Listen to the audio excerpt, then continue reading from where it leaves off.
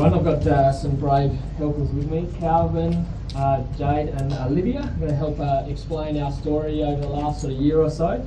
So Brighton Primary School is quite an urban school, and we have the challenge that have been talked about by Chris before. A lot of kids are living in these split blocks and they have no backyard. All they've got to play in sometimes is a little blue clamshell in the back corner, you know. So we've got the challenge that we've had an opportunity to create some of those spaces and give them those contacts with nature in our school grounds. We're very lucky we've got a great school ground, but the problem with it was it's like many others. It's very sterile, dominated by games with rules and that fixed equipment that you always see.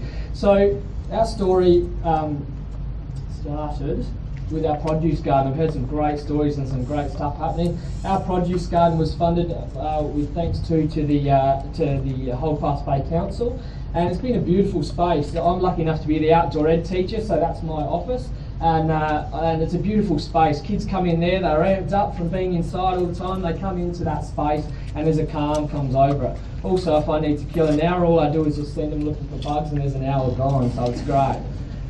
We sell the produce there too, and it's been really positive. It's carried into the community. Parents are now saying that kids are eating their vegetables a lot more, and they're also trying to grow small gardens in their places as well. So I get them to eat everything raw. They're eating raw kale and broccoli and all sorts in there.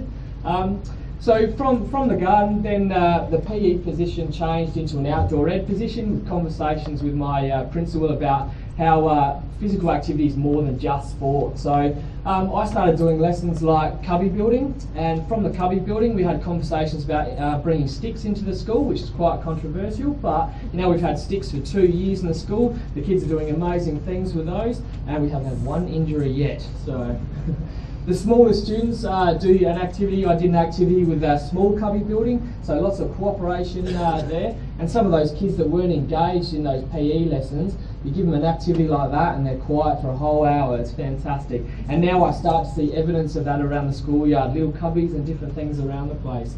And the most controversial one of all, the tree climbing. It's evil, isn't it? But no, it's something that all you guys I'm sure did, and I love to do. I still love to do with my daughters. So the way we got around that is we put some mats down, marked the heights, and did it as part of my lessons. I think probably 60% of the younger students, it was the first time they climbed a tree. So it was crazy. You can see this girl here, that was her first time. She fell in her bum but jumped straight back up and climbed again. And by the end of it, they were pretty comfortable in the trees. So I'll move on. I'm going to have Bill's problem. I was going to run out of time here. So from that, we looked at maybe changing some of our environments into natural play spaces. So we looked at the creek bed, the coastal area between 3 buildings, and a little JP corner area with a beautiful tree. So we used the SRC. This was last year. We used the SRC as their go-between between the classrooms. And we gave them the stipulation they only could use natural materials. There was obviously some challenges. They didn't know what a natural play space looked like, so we had some education around that. And these guys will tell you the process we went through. So first we came up with a list of the things that we wanted to do in the space. After we had these lists, we were given the blank map of the spaces where we designed our perfect play space. After we had a map of the area, in our technology lessons we were able to construct 3D models of the play spaces using all natural materials, pop sticks and hot glue guns. After designing and building models of the new nature play area, we took our finalised design to a landscaper. He then returned the design of what it will look like. We made some final changes and the construction began.